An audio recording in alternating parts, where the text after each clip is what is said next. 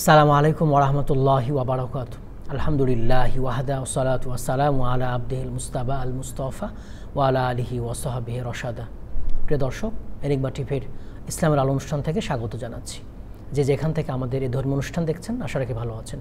আমরা দোয়া করি আল্লাহ তাআলা আপনাদের সবাইকে সব জায়গায় সবসময় ভালো রাখুন, আমাদের সহ। দর্শক, ইসলাম একটি পরিপূর্ণ জীবন ব্যবস্থা। ইসলাম আমাদের সব কিছু বলেছে, ঘুমানো থেকে আবার ঘুমানো পর্যন্ত সব কিছু সমাধান ইসলাম আমাদের দিয়েছে। জীবনে ছোট বড় সব কিছু সমাধান দিয়েছে। আমরা সেসব বিষয় নিয়ে কথা বলে থাকি। বিশেষ করে দৈনন্দিন জীবন ইসলাম আনতে গিয়ে আমাদের যা জানা খুবই জরুরি মাসলা মাসাইল, সেগুলো নিয়ে কথা বলে থাকি। আজ সে ধরনের একটি বিষয় নিয়ে কথা বলবো, কোরবানির কিছু মাসাইল।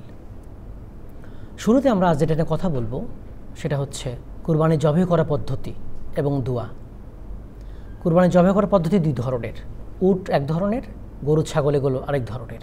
উটের ব্যাপারটা হচ্ছে এটা দাঁড়ানো থাকবে, তীক্ষ্ণ ছুরি থাকবে, তার কণ্ঠনালীতে জোরে আঘাত করতে হবে, রক্ত প্রবাহিত করে দিতে হবে, নহর করতে হবে আল্লাহর নামে, বিসমিল্লাহি আল্লাহু আকবার।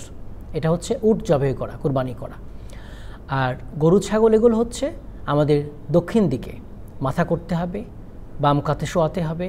যিনি জবাই করবেন তিনি কিবলামুখী হয়ে বিসমিল্লাহি আল্লাহু আকবার বলে জবাই করবেন।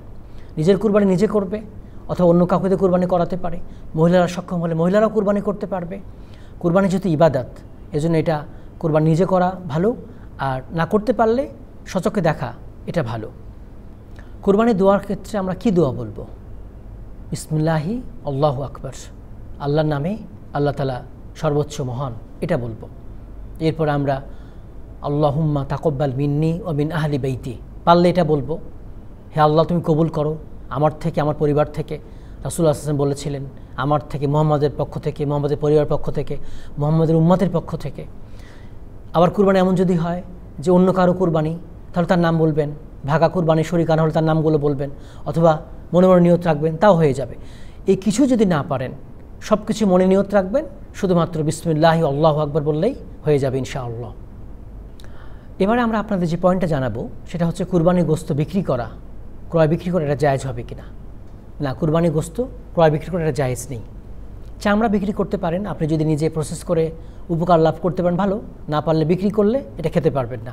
এটা আপনাকে সদাকার যে খাতগুলো আছে সে খাতে ব্যয় করতে হবে। কিন্তু কুরবানির গোশত ক্রয় বিক্রয় করতে পারবেন না। অনেকে দেখা যায় কুরবানির গোশত ফ্রিজে রেখে দেন, অনেকদিন পরে বিক্রি করেন, এটা প্রতারণা। আপনি আল্লাহর জন্য কুরবানি করেছেন, আপনি কুরবানির গোশত বিক্রি করতে পারবেন না। তবে যারা কুরবানির গোশত পাচ্ছে, দাতা না, গরিব, তারা এতগুলো গোশত কী করবে? তারা বিক্রি করতে পারবে, তাদের জন্য জায়েজ হবে। কিন্তু যারা কুরবানি দিয়েছে দাতা, তারা কুরবানির গোশত বিক্রি করতে পারবে না। কুরবানির গোশত আপনি কতদিন ধরে খেতে পারবেন? 3 দিন বা বেশিও খেতে পারেন নিজের অংশটা। এখন দুর্ভিক্ষ হয়েছিল একটা সময়, তখন 3 দিনে বেশি রাখতে নিষেধ করা হয়েছিল। আর যখন দুর্ভিক্ষ ছিল না, তখন অনেক দিন, নিজের অংশ অনেক দিন রেখে খেতে পারবো। আপনি যেটা রেখে দিয়েছেন পরে এটা বিক্রি করতে পারবেন না। আপনি চাইলে সদাকা করে দিতে পারেন, অথবা কাউকে হাদিয়া দিয়ে দিতে পারেন, আপনি সওয়াব পেয়ে যাবেন, কুরবানি গোশতের সওয়াব পেয়ে যাবেন। রাসূলুল্লাহ সাল্লাল্লাহু আলাইহি ওয়াসাল্লাম 100 উট কুরবানি করে বন্টন করে দিয়েছিলেন। আবার অনেক সময় কুরবানির পশু রাসূলুল্লাহ সাল্লাল্লাহু আলাইহি ওয়াসাল্লাম সাহাবীদের বন্টন করে দিয়েছেন। তা আমরা বিভিন্ন এই প্রাকৃতিক দুর্যোগ যে হয়ে থাকে, সেসব দুর্যোগ আমরা এই গোশতগুলো বন্টন করে দিতে পারি। বিভিন্ন সংস্থা, ফাউন্ডেশন, সরকারিভাবে এগুলো করলে কি হবে? তারাও ঈদের আনন্দে আমাদের সাথে শামিল হতে পারবে। এবারে আমরা আপনাদের আরেকটি পয়েন্ট জানাবো, সেটা হচ্ছে মৃত ব্যক্তির পক্ষ থেকে কুরবানি করতে পারবেন কিনা। শুধুই মৃত ব্যক্তির পক্ষ থেকে কুরবানি করা নেই। সে যদি ওসিয়ত করে যায় কুরবানি করার ব্যাপারে, সম্পদ থাকে, তাহলে কুরবানি করতে পারবেন তার নামে, তার পক্ষ থেকে ওসিয়ত করলে, এবং সেটা পুরোটা সদাকা করে দিতে হবে। এটা আপনি খেতে পারবেন না, পুরোটা সদাকা করে দিতে হবে। আর ওসিয়ত করে নাই মৃত ব্যক্তি, আপনি কুরবানি করছেন, এটা প্রথমত জায়েজ নেই। আব্দুল বিন মুবারক রাহিমাহুল্লাহ বলছেন, কেউ যদি কুরবানি করে ফেলে মৃত ব্যক্তির জন্য ওসিয়ত ছাড়াই, তাহলে পুরোটাই সদাকা করে দিবে, খেতে পারবে না, পুরোটাই সদাকা করে দিবে। এবার আমরা আপনাদের যে পয়েন্টটা জানাবো, কুরবানির এই যে গোশত রেডি করার পারিশ্রমিক, যেটা কাটা বাছা এগুলোর ব্যাপারে, সেটা হচ্ছে আপনি কুরবানির পশুর গোশত থেকে, চামড়া থেকে দিতে পারবেন না, আলাদা পারিশ্রমিক দিতে হবে। এখান থেকে দিলে আপনার কুরবানি হবে না, এজন্য আমরা আলাদা এটা দিব। আর যদি দরিদ্র হয় তাহলে তাকে পারিশ্রমিক বাইরে দিতে পারবো। সে চাইবে না, চার অধিকার রাখে না, তাকে আমরা দরিদ্রতার কারণে দিতে পারবো, হাদিয়া হিসাবে দিতে পারবো। কিন্তু পারিশ্রমিক আমরা এই গোশত থেকে, চামড়া থেকে দিব না। আবার দেখেন, আপনার বাসায় যারা কাজ করে তাদের খাবারের দায়িত্ব নিয়েছেন আপনি, এই কুরবানির গোশত এছাড়া আপনাকে অন্য খাবার দিয়ে তাকে খাবার দিতে হবে, কারণ আপনি তার পারিশ্রমিক দিচ্ছেন এই গোস্ত দিয়ে, তার খাবারের দায়িত্ব আপনার কাছে রয়েছে। অন্য খাবারও রাখবেন, কোরবানি গোস্ত দিবেন, অন্য খাবারও রাখবেন। তাহলে ইসলাম আমাদের কতটা সতর্ক হতে বলেছে। এবার একটা খুব গুরুত্বপূর্ণ পয়েন্ট জানাবো, এটা কয়েক বছর ধরে আমরা শুনতে পাই, অনেকে বলে থাকে কুরবানি আসলেই, সেটা হচ্ছে কুরবানি না করে সদাকা করা, দান করা। এটা সঠিক নয়, না জায়েজ। কুরবানি না করে সদাকা করা এই টাকাটা, এটা জায়েজ হবে না, কারণ এটা ইসলামী ইবাদত, এটা মৌলিক ইবাদত। আপনার কুরবানি করতে হবে। আপনি সদাকা অন্য টাকা দিয়ে করবেন। আপনি যদি কুরবানি বাদ দিয়ে এই সদাকা করেন, তাহলে আপনি ইসলাম শরিয়ার বিপরীত করলেন, সীমা লঙ্ঘন করলেন, আপনি বিরোধী কাজ করলেন। এটা করা যাবে না। কুরবানির টাকাতে আপনি কুরবানি করবেন, কারণ এই দিনগুলোতে আল্লাহ তাআলার কাছে প্রিয় হচ্ছে ইহরাকুদ্দাম, কুরবানির পশু রক্ত প্রবাহিত করা। এজন্য আপনি এই দিনগুলোতে কুরবানি করবেন, সদাকা অন্য সম্পদ দিয়ে সদাকা করে থাকবেন। এবার যে পয়েন্টটা জানাবো, নাবালেগ, প্রাপ্তবয়স্ক না, তার সম্পদ আছে, সে কি কুরবানি করবে? না, নাবালেগ যে প্রাপ্তবয়স্ক, বয়স্কা না, সে তার জন্য কুরবানি জরুরি না। যেমন সুস্থ মস্তিষ্ক সম্পর্ক না হলে কুরবানি নেই, পাগল হলে কুরবানি নেই। এখন তার পক্ষ থেকে কি তার বাবা মামা আদায় করে দেবে কুরবানিটা? দিতে পারে, জরুরি না, দিলে মুস্তাহাব হয়ে যাবে, কুরবানি করে দিতে পারে। এবার আরেকটি পয়েন্ট জানাবো, সেটা হচ্ছে এই কুরবানি ভাগা দেওয়া হয়। এখন তার মধ্যে তো সবার উপার্জন হালাল না, হারাম উপার্জন রয়েছে। আবার অনেকের নিয়ত এমন থাকে যে কুরবানি গোস্ত খাওয়ার নিয়ত করে থাকে, তাহলে কি পুরো কুরবানিটা নষ্ট হয়ে যাবে? আহুল এলেমদের, ইসলামী বিশেষজ্ঞদের দুইটা মত পাওয়া যায়। একদল আহুল এলেম বলছেন তাদের কুরবানি নষ্ট হয়ে যাবে, সবার কুরবানি নষ্ট হয়ে যাবে। এজন্য আমাদের সতর্ক থাকতে হবে, হালাল উপার্জন সবার খেয়াল করতে হবে, তাকওয়াবান খেয়াল করতে হবে, তার নিয়ত গোস্ত খাওয়া কিনা এটা খেয়াল করতে হবে। দেখুন, শুধু কুরবানি কেন, হারাম উপার্জনে কোনো কিছু কবুল হয় না, কোনো ইবাদতই কবুল হয় না। ইবাদত কবুলের শর্ত হচ্ছে হালাল উপার্জন। দোয়া কবুল হবে না, ইবাদত কবুল হবে না, হারাম মালে সদাকা হয় না। এটা আরেকদল আহুল ইলম বলছেন না, কুরবানি হয়ে যাবে, কারণ কুরবানির যে 60টা ভাগ বা 10টা ভাগ, এক একটা ছাগল বকরি এক একটা ইউনিট, তারটা সে মালিকানা, বাকি আরেকটা। এজন্য বলছেন যে এরকম যদি হারাম উপার্জন থাকে, গোস্ত খাওয়ার নিয়ত থাকে, তাদের কোনো নষ্ট হয়ে যাবে, বাট তার ভাগটা হয়ে যাবে। এটা একটি মত পাওয়া যায়।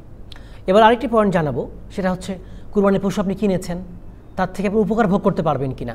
ধরেন দুধ খাওয়া, তাকে চাষবাসে ব্যবহার করলেন, তাকে বহন করলেন, এটা করতে পারবেন কিনা? না, এটা করতে পারবেন না। কুরবানির পশু নির্ধারণ করার পরে আপনি তার দুধ খেতে পারবেন না, চাষবাসে ব্যবহার করতে পারবেন না, বাহন হিসেবে ব্যবহার করতে পারবেন না। যদি আপনি করে ফেলেন তাহলে কি করবেন? আপনাকে জরিমানা পেনাল্টি দিতে হবে, সে পরিমাণ টাকা আপনাকে দিয়ে দিতে হবে। যে পরিমাণ টাকা দুধ খেয়েছেন অথবা বাহন খরচ সেটা, অথবা হাল চাষ করেছেন, সে পরিমাণ টাকা আপনাকে সদাকা করে দিতে হবে। এবার আরেকটা গুরুত্বপূর্ণ পয়েন্ট জানাবো ভাগা কুরবানির ক্ষেত্রে। একজন শরিক মারা গিয়েছে, 7 জন শরিকের মধ্যে একজন শরিক মারা গিয়েছে, তখন কি হবে? তখন তার ওয়ারিসের পারমিশন নিতে হবে, অনুমতি নিতে হবে। তারা যদি অনুমতি দেয় তাহলে কুরবানি করতে হবে, আর অনুমতি না দিলে টাকা ফেরত দিয়ে দিতে হবে। এক্ষেত্রে এই যে ভাগটা কমে গেল, আরেকজন শরিক মালিক এখানে আনা যাবে, আরেকজন শরিক এখানে অন্তর্ভুক্ত করা যাবে কুরবানির ক্ষেত্রে। কুরবানি করার সময় আমরা দেখে থাকি যে কুরবানির পশু গর্ভবতী হয়ে থাকে, পেটে বাচ্চা থাকে, তাহলে কি হবে? এক্ষেত্রে ওই বাচ্চাটা পুরোটা জীবিত অবস্থায় পেলে সদাকা করে দিতে হবে, অথবা তাকেও জবাই করে গোস্তটাও সদাকা করে দেওয়া যাবে। আমরা একটা খুব বড় ভুল করে থাকি, খুব প্রচলিত ভুল, সেটা হচ্ছে আমরা বলি এর নামে, ওর নামে, ওর নামে। আসলে কুরবানি কারো নামে হয় না। বিসমিল্লাহ, আল্লাহর নামে আমরা কুরবানি করছি। কুরবানি আমাদের পক্ষ থেকে হবে, কুরবানি কখনো আমাদের নামে হবে না, আমাদের পক্ষ থেকে আল্লাহর নামে হবে। বিসমিল্লাহি আল্লাহু আকবার, আমি আল্লাহর নামে কুরবানি করছি, যিনি হচ্ছেন সর্বোচ্চ, আকবার, মহান, মহিয়ান, বড়ত্ব ঘোষণা করছি আমি আল্লাহ তাআলা, তাকবীর বলছি। এবারে কুরবানির গোস্ত বন্টনে আমরা আরেকটু ক্লিয়ার করে দিই, সেটা হচ্ছে কুরবানি আমরা কেন করছি? আল্লাহ তাআলা পরীক্ষা করছেন আমাদের, যে আমরা কি গোস্ত খাওয়ানো তো কুরবানি করছি, নাকি তাকওয়ার জন্য, আল্লাহর ভয়ে কুরবানি করছি। একমাত্র আল্লাহর জন্য কুরবানি করছি, একনিষ্ঠতা, ইখলাসের সাথে। আমাদের নিয়ত হবে আল্লাহ তাআলা আমাদের কুরবানি করতে বলেছেন, আমাদের সামর্থ্য দিয়েছেন, আমরা কুরবানি করব আল্লাহর জন্য। লোক দেখানো না, মানুষ আমাকে কুরবানিদাতা বলবে, বড় পশু কুরবানি করেছে, বিষয়টা এরকম না। আবার হচ্ছে গোস্ত খাওয়ার নিয়তে না, গোস্ত তো আমি এমনি খেতে পারবো, কারণ আল্লাহ তো নিয়ে যাবেন না। আগে তো কুরবানির ভস্য করে দেওয়া হতো আগুন দিয়ে, কবুল হলে। এখন তো সেই পদ্ধতি নেই, আমি গোস্ত খেতে পারছি। তা আমি কুরবানি নিজের জন্য এক ভাগ রাখবো, এক ভাগ আত্মীয় স্বজন, বন্ধুবান্ধব, প্রতিবেশী যারা কুরবানি করেনি আমি সেখানে পৌঁছিয়ে দিব।